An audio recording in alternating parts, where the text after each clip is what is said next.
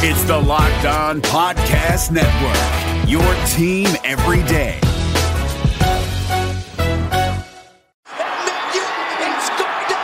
We've all chased a dream we felt we might never reach. For Team USA, it might be a gold medal. For the team of tomorrow, it might be getting into college or inventing something no one's even dreamed of. We want to make sure nothing gets in the way of those dreams and that everyone has equal access to the opportunities to achieve them. That's why Comcast is committing $1 billion to help 50 million people succeed in the digital world. Because the generation we prepare today is the team that will help build us all a better tomorrow.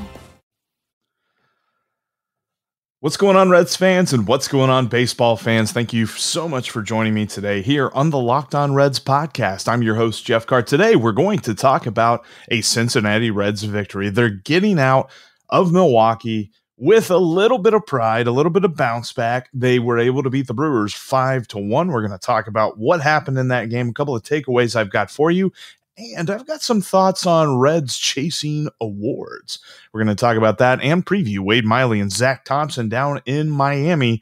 That's all coming up on today's Locked On Reds podcast that is brought to you by Spotify Green Room. Make sure you download that Spotify Green Room app and join me next week. I had a room yesterday that I kind of forgot about, and then shout out to Chad in Lancaster. He kind of reminded me, and we got it going. But I'm going to try and do one next week during a evening game whenever everyone can join in, and we're going to have a lot of fun. That's the Spotify Green Room app.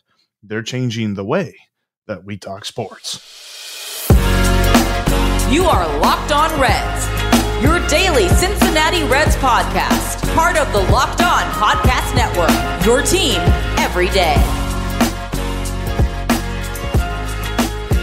That was a good win for the Redlegs to bounce back, just kind of end the season series with a little bit of pride. I know that the Brewers ultimately won that season series, but it is now officially just 10-9. The Brewers had 10 wins, the Reds had 9 wins, and based on the way that the Reds had performed recently against the Brewers, that might have surprised you, the fact that the Reds only lost the season series by 1 game. And it was one Sonny Gray who had a great game. I mean, another wonderful performance. He is starting to round into form. He's now got 13 straight scoreless innings in his last 2 starts. I think that throughout his entire season, he's been ramping up, dealing with injuries, then having to shut it down, rehab, then come back, ramp up again. I think now he has finally hit that plateau of goodness where he can be ace 1B. Love to see what he brought to the table. Was really getting a lot of called strikes. It wasn't a matter of confounding hitters with swings and misses. It was he was painting the black, and a lot of that was from his curveball. He was hitting a ton of corners with that curve in a great way to just kind of keep the Brewers hitters off balance. Nobody really looked comfortable. Now, Avisail Garcia, he still had a multi-hit game, but, I mean, you're just getting out of there and you're done with facing him. That's fine. He was able to limit whatever damage Garcia did because they were just both singles. But still, a good game for Sonny Gray. And then also Jonathan India, a great multi-hit game. He led off the game with a single. He was able to come around via a couple of different at-bats to third and scored on a Joey Votto's sac fly. That was the only run for the Reds for a little while before they got up on the board again later on in the game whenever India hit a 3-run home run. He was all over the place. And honestly, at this point, and we're going to talk about this in a minute, but even just from, I think, an unbiased perspective, I think he's got to be the favorite to win the NL Rookie of the Year. Absolutely phenomenal. The 2-hit game kind of snapped a bit of a skid that he was in. He was 3 for 25 heading into yesterday's game, and he had a 2-hit day. It was good to see because you kind of wonder, he's taken a lot of nicks. In fact, he got hit on the wrist real hard in the game I'm losing track of days. On Wednesday night's game, he got hit on the wrist really hard. You thought he might come out of the game. Trainers looked at him for a minute. He even went into the clubhouse an inning later to get examined for it. But overall, he was able to stay in the game, and he played well yesterday. Dude is the master. That's one thing. If for some reason he gets cheated out of the NL Rookie of the Year, there's one thing that's completely undisputable. He is the master of grit. Dude is just the grittiest dude that ever gritted, and I love it. And then, not to be outdone, a guy who, if you look at the box score, he only pitched 2/3 of an inning. And if you really dig into it, he didn't throw that many pitches. But Justin Wilson had a very nice performance there in the 7th inning because Tony Santillan, who really struggled, he gave up a home run to Luis Urias, and after he did that, he was just pitching really, really, really carefully to the point that he was giving up walks and not throwing a lot of strikes. And shout out to Chris on Twitter. He says, every time you say you like a pitcher, that pitcher then stinks for a while. So, yeah, I said I like Tony Santillan, and he had a really bad performance there. But Justin Wilson came in and bailed him out. And forgive me, Chris, but I'm about to say this. Maybe Justin Wilson can be that lefty. We've talked about this for the last couple of weeks, is David Bell doesn't have a southpaw that he can trust. Could Justin Wilson be that guy? And he hasn't pitched a ton since coming over from the Yankees, but he's been okay. I definitely wouldn't say he's a surefire lefty option, but if he's going to come in and bail guys out with ground balls, something that we've said the bullpen has had trouble giving up. They've given up a lot more fly balls than ground balls ever since the trade deadline. I really think that Justin Wilson could be a dude there. I'd like to see more from him, though, before I go too far and say that. But I think that overall that was a nice performance and a good development. Hopefully the Reds have a lefty option out of the bullpen coming up, but they get a win and they're heading down to Miami, where I was about to say better weather, but at this point it's probably like super crazy humid or something. I don't know. I've never been to Miami. I've been to Orlando and Tampa, but I've never been to Miami. So it could be really nice, but they're going to play the Marlins, which is really nice because they dominated them at Great American, and they've got Wade Miley on the mound tonight to start another series. We'll break that all down here in a little bit, though, because I want to get into some Reds chasing awards and where they stand with that. Before we get into that, though, I want you to get into a Built Bar. Go to Built.com and use that promo code LOCKED15. You'll save $15 off your next order. I've always said BuiltBar.com. If you type that in, it'll take you to the right URL, but it's Built.com. And you can check out all the great flavors that they've got. They've got Cherry Barcia. I tried to eat a grasshopper cookie bar yesterday on the pod, and it's not because it wasn't great. It was because it was too good that it didn't really work out. So I'm not going to do that anymore. I promise that won't happen anymore. But you should absolutely get on Built.com and order yourself some Built Bars, because they are made with 100% real chocolate, and the stats are amazing with less than 4 grams of sugar. We're talking about 4 grams or less of fat and up to 18 grams of protein, not to mention only like 120, 130 calories. They fit into just about any diet you can think of, including keto. Check them out today at Built.com and use that promo code LOCKED15 to save 15% off your next order. I love Built Bar, and I think you will too.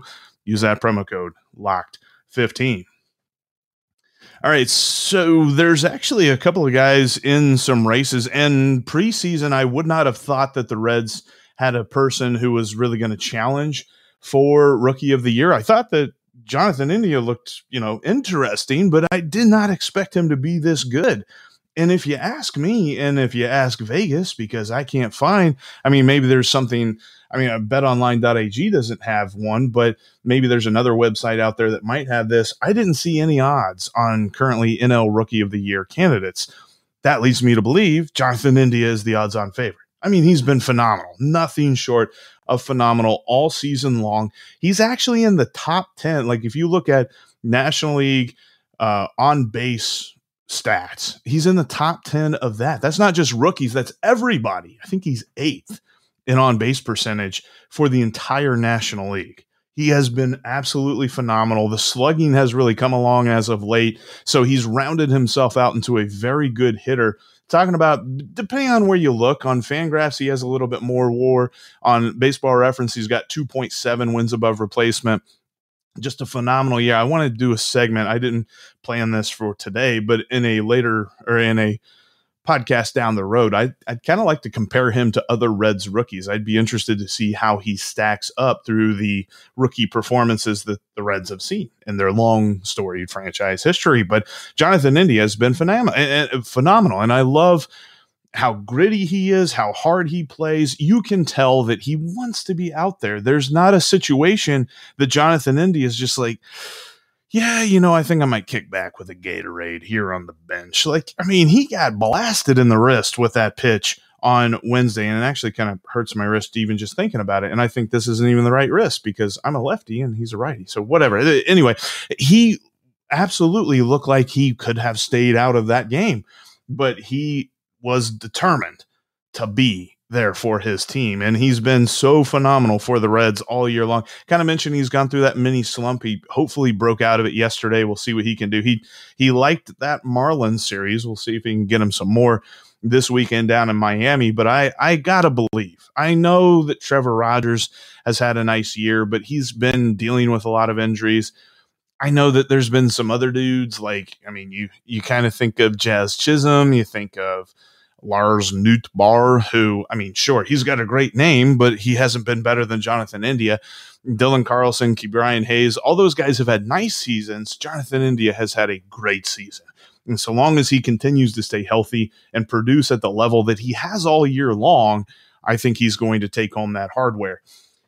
On the other side of the equation is the MVP race.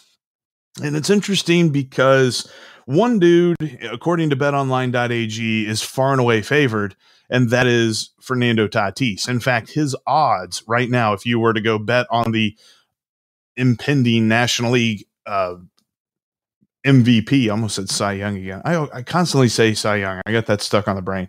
But if you were to go bet on that at betonline.ag, Tatis is minus 350, which means they have him as a huge favorite. Joey's on there. He's at plus 1,200, and Castellanos is on there as well. He's at the bottom of the list. So they've got about 8 names that you can bet on. He's at the bottom at plus 5,000. That injury really kind of set him back so far as the MVP race is concerned, but he's still tied for the NL batting title right now with Trey Turner. Both of them have a 320 average. Would love to see if Castellanos can finish the season with that batting title. You look at Joey Votto, he's tied for 3rd in the National League in home runs. He's behind Tatis. Tatis has 35, and then Pete Alonso has 29, and Joey, I think it's Bryce Harper have 28 home runs on the season. So I'm not sure that either one of those guys can eclipse what Tatis has done, because you have the success that the Padres have had. Yes, I know that the Reds are ahead of them, which we love. Now 2 games ahead because the Padres got swept by the Dodgers at home. That was a rough series for them, but the Reds are now 2 games ahead of them for the second wild card spot. And there's 2 schools of thought. There's the best player and there's the best.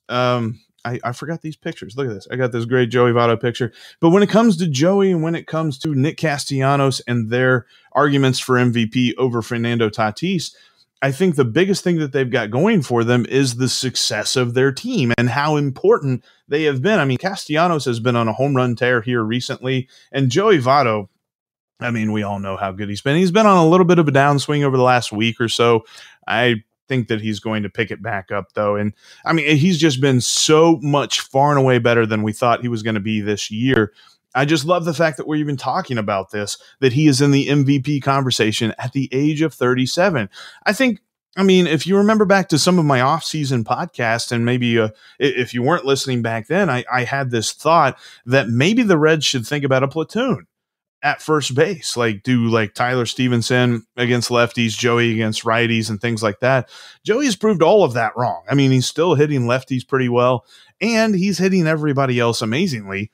So you're not, the fact that I even thought that in the offseason now, it just makes me laugh. But that's where we were over the last couple of years. So the fact that he's played this well in 2021 is just a testament to how good he is. And Castellanos, the odds at plus 5,000, you could put a little bit of money on that. And if he were to sneak up and win it, I just think that Tatis, and especially depending on how the Padres finish, Tatis has a really good argument because they're such a good team when he's there. And when he's out of the lineup, they're an okay team.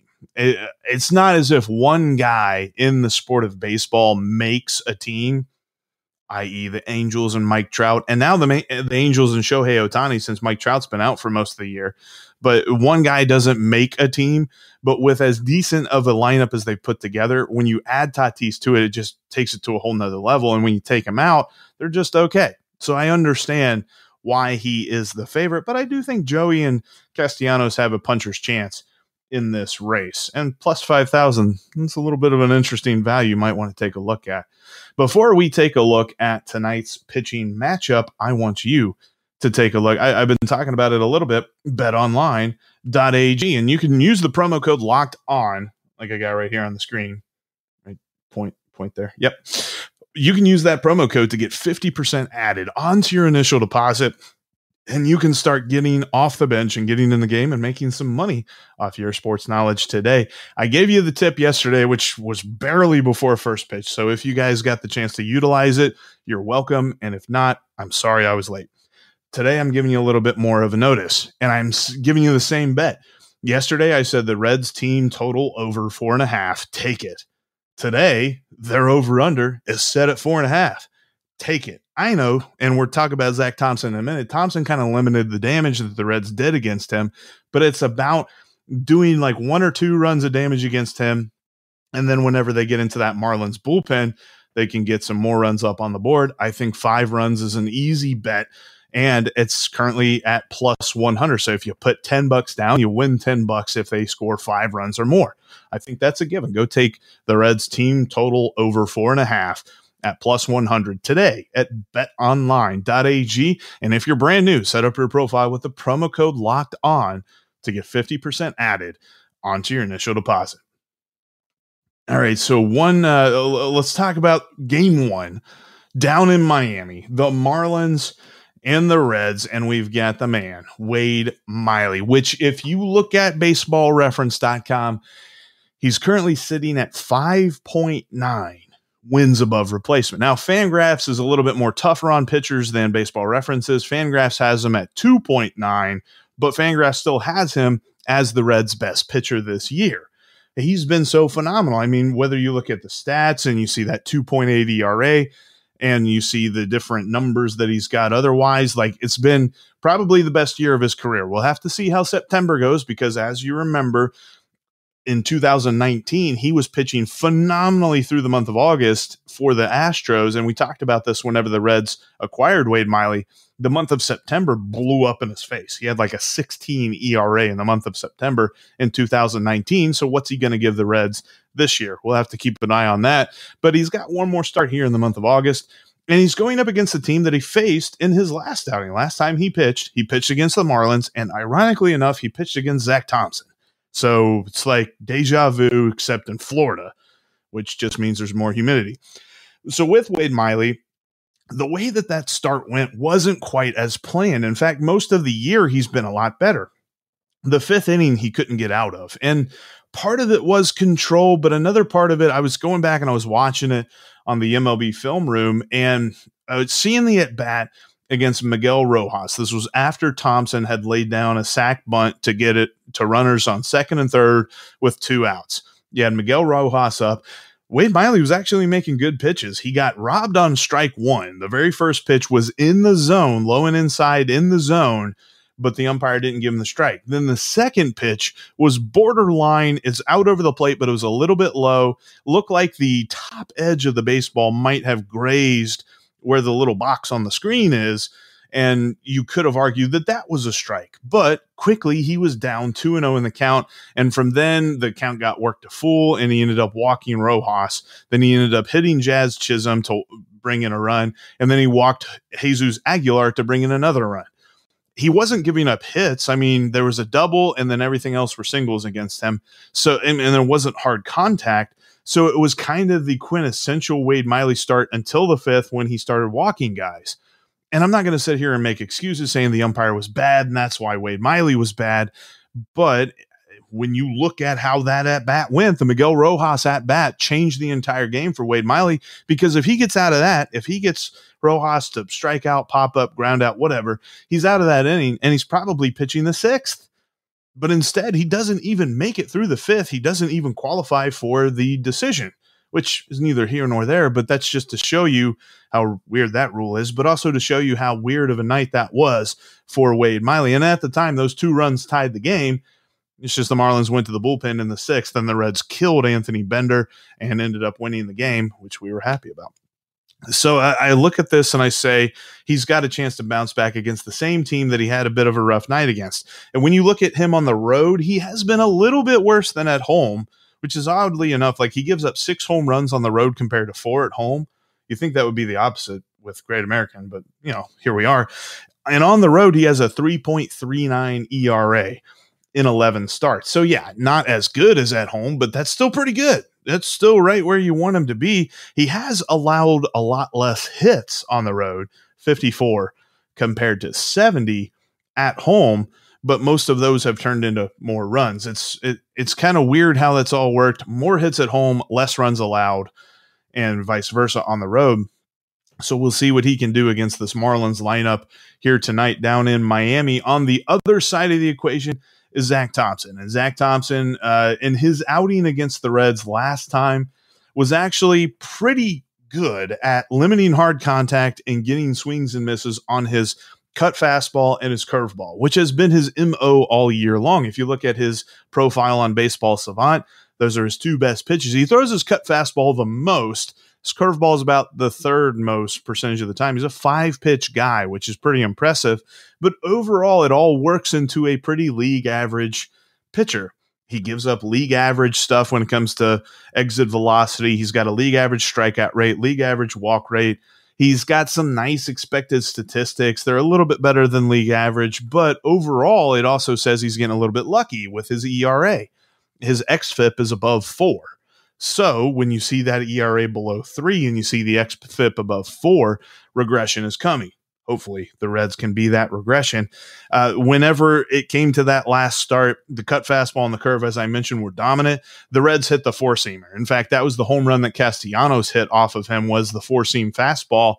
And really, it all comes down to the fact that he's a high spin rate pitcher, but everything else just kind of, I don't know, like I'm still learning about spin rate and things like that. I understand the numbers, and the higher number, the better the spin rate, but then spin efficiency is a little bit over my head. I might have to have our buddy Matt Wilkes from Reds Content Plus on here to educate me. But when I look at the numbers for Thompson, I'm thinking that the Reds have a shot to get some runs early in this one, maybe 2 or 3 runs while he's in the ball game, and get a couple more runs whenever the bullpen comes in. Like I said, take that team over 4.5 at betonline.ag at +100.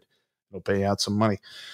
All right, that'll do it for us here today. Thank you so much for watching here on YouTube, for listening on your favorite podcasting app. If you are not already subscribed right here on YouTube, make sure you do that. If you're not following on your favorite podcast app, make sure you're doing that as well, because I've got all kinds of great content for you the rest of this way. We're in the stretch run. The Reds are 2 games ahead of the San Diego Padres for the 2nd spot in the National League wild card.